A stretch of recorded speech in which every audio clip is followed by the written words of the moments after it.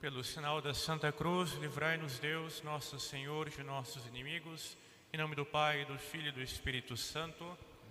Ave Maria, cheia de graça, o Senhor é convosco.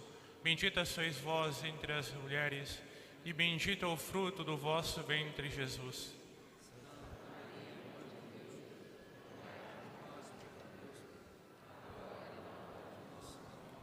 Nossa Senhora do Rosário de Fátima, Reverendíssimo Padre Voli, reverendas irmãs, amados irmãos e irmãs, podem se sentar. Nosso Senhor, no Evangelho de hoje, Ele nos fala do perigo de querermos cultuar a dois senhores ao mesmo tempo.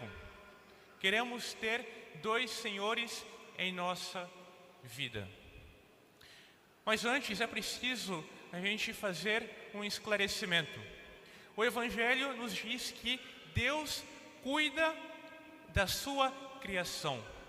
O pássaro no céu, o lírio no campo, Deus de tudo isso cuida.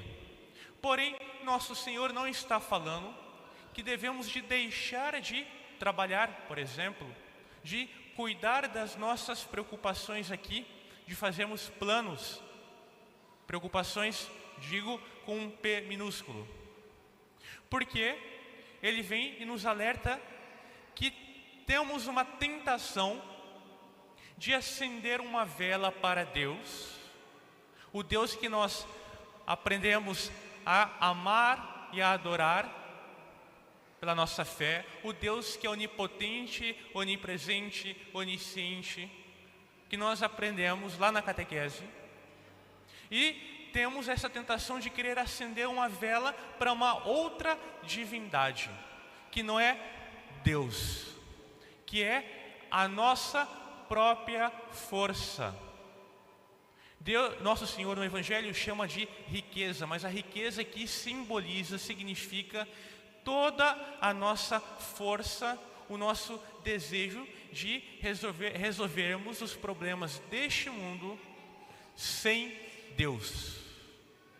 Começamos a nos comportar com uma espécie de esquizofrenia. Passamos a ser cristãos que divide o plano sobrenatural e espiritual do plano deste mundo material. Creio em Deus, sei que Ele me ama, através da minha fé eu creio.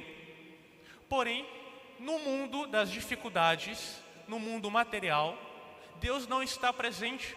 Me comporto como um pagão ateu. Vou à missa aos domingos, rezo, digo que tenho fé, mas me comporto como se eu fosse um ateu prático. Esqueço que Deus está comigo e me entrego às preocupações excessivas. Preocupação excessiva não é do cristão, não é própria. O cristão, aquele que se entrega nas mãos de Deus, que é temente a Deus, ele sabe que há alguém muito maior e que o ama, e Deus nos ama. É preciso dizer isso. Nos parece algo muito batido, usado, gasto, diria até clichê, dizer que Deus te ama, que Deus nos ama individualmente. É muito falado, mas é necessário retomarmos isso. Deus nos ama. E como que Ele nos ama e como que Ele conduz a nossa vida? Através da providência. Neste mundo fazemos previdências. Queremos olhar para o futuro e já nos preparar para o futuro. Fazemos uma previdência social, por exemplo. Mas Deus age com providência. Deus está na eternidade. Passado, presente e futuro é tudo ao mesmo tempo diante dos olhos de Deus. É como um homem no alto de um monte muito alto, que consegue ver ao mesmo tempo o carro que está passando agora lá embaixo na estrada, consegue ver ao mesmo tempo o passado e consegue ver o futuro daquele carro, a estrada que está à frente. Deus sabe. Deus nos ama e conduz à vida daquele que se entrega a Ele através da providência. Certa vez, um garoto, num país na Ásia, ele queria muito um cavalo, um cavalinho. Ele via os cavalos passando e falava, eu quero ter um, só que ele era muito pobrezinho, não tinha. E um dono de uma cavalariça deu um cavalo, um potrinho, para aquele garoto. E o vizinho da família viu e chegou até o pai do garoto e falou, olha só como que o seu filho, ele é sortudo. Ele queria um cavalo e ele ganhou. E o pai falou, pode ser sorte, mas pode ser azar.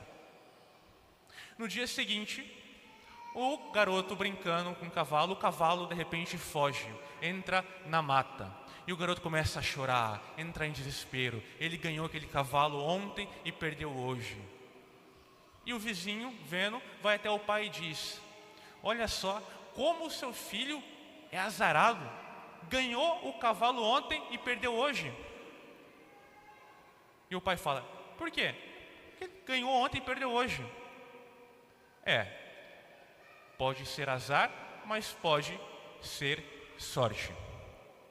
E o garoto cresce, passa os anos, e um certo dia ele vê uma manada de cavalo vindo em direção, e ele reconhece, é o meu cavalo, é o meu cavalinho que ganhei quando criança. E ele está vindo com uma manada, olha só, coisa boa, tenho mais cavalos agora.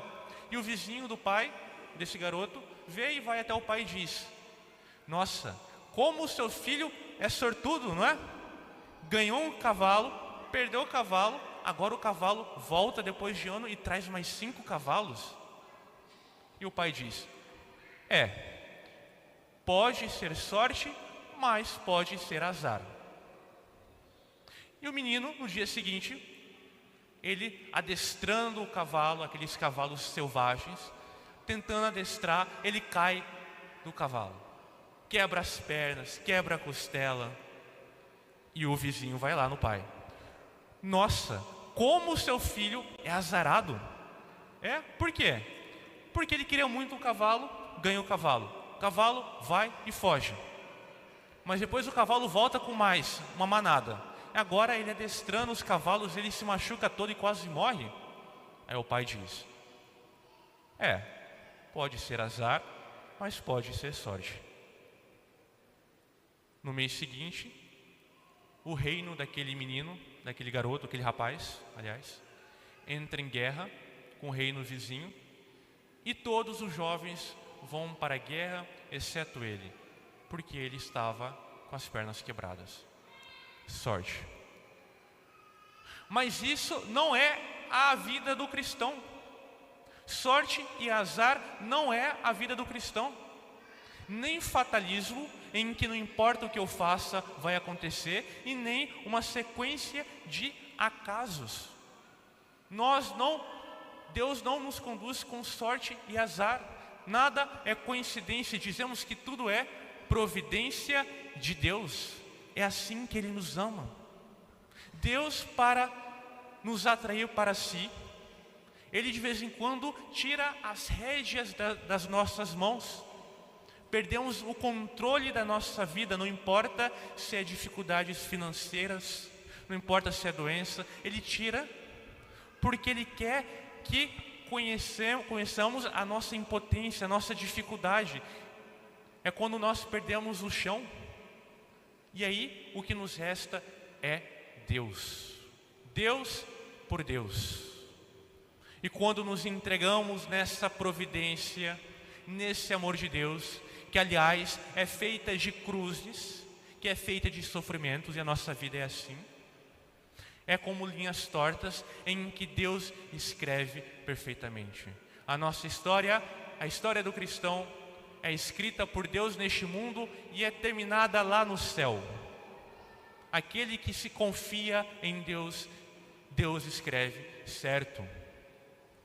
Hoje, quando os senhores e as senhoras forem rezar, façam a experiência, um exercício, que é da gente se colocar, entre aspas, no lugar de Deus. É impossível, porque, afinal, Deus está dentro do nosso íntimo e, ao mesmo tempo, está fora em toda parte. Mas podemos fazer a experiência de ter um pouquinho daquele olhar de Deus, que é o olhar que consegue ver o todo. Coloquemos a nossa história diante dos nossos olhos, como uma espécie de exame de vida, e poderemos observar a mão de Deus. É como se olhássemos para a nossa mão agora, e olharmos para ela e vermos que ela está cheia de feridas. Se pegarmos um microscópio e colocar bem ali na nossa mão, veremos quantas cicatrizes, os calos, sujeiras que há em nossa mão, mas afinal nós temos uma mão perfeita, com os dedos. Essa é a nossa história de vida, cheia de sofrimentos, de altos e baixos, mas ela está ali, está nas mãos de Deus. Já escutamos muitas vezes histórias de pessoas que contam que era uma pessoa temente a Deus, vivia com Deus, mas certa vez se revoltou, foi para o mundo, algo ruim, é claro, e depois Deus a atraiu de volta. Aquela pessoa conheceu uma pessoa, ela volta para Deus, e quando acha que tudo está bem, que a vida está perfeita, feliz, algum desastre vem e aparece, estraga tudo. É uma morte, é uma doença, ou é o pai que está para morrer, ou a mãe que está gravemente ferida, doente, pode falecer em breve. É um momento em que nós perdemos o chão da nossa vida. Mas se pararmos para olhar bem, podemos ver, tive um sofrimento, estava difícil, mas Deus se serviu daquilo para nos atrair para si. Os irmãos que estavam brigados uns com os outros se reconciliaram, voltaram para a família, voltaram para Deus, voltaram para os sacramentos. Essa é a nossa história. Não consigo entender os meus sofrimentos, mas Senhor, meu Deus, eu creio, adoro, espero e amo-vos. Senhor, passo dificuldades, rezo, estou numa aridez tremenda, parece que o Senhor não escuta. Pela fé eu sei que o Senhor está comigo, mas eu não sinto, mas eu creio, adoro, espero e amo-vos. Está difícil, mas eu creio, adoro, espero e amo-vos. Se temos uma tentação de querer separar Deus da nossa vida, exorcize imediatamente, porque não é coisa de Deus. As preocupações com o nosso passado, com o nosso futuro, com as preocupações de hoje, as preocupações excessivas, não são de Deus. Exorcize. O futuro não temos em nossas mãos. O futuro não veio, não existe ainda. Por que se inquietar com o futuro? Confiemos nas mãos da providência. E o meu passado, o que eu faço? Meu passado de erros, de pecados, longe de Deus.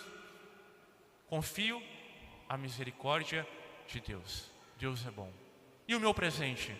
Confio nas graças. Deus nos manda todos os dias graças e graças especiais para correspondermos. As preocupações de hoje é para hoje. As preocupações do agora são as graças de agora. Peçamos a Deus esse olhar que confia na providência de Deus. É o que os santos fizeram. Olhemos para a história, por exemplo, da Santa Irmã Dulce, aquela irmãzinha que não tinha nada, aquela freira simplesinha, mas que de um galinheiro ela tira um hospital, sendo pobre, sem tendo nada, Deus operou através dela prodígios, porque é a providência. De um galinheiro ela tirou um hospital, daquelas galinhas que tinha ali, canja para os pobres. Deus é providente, Deus nos ama. Em nome do Pai, do Filho e do Espírito Santo.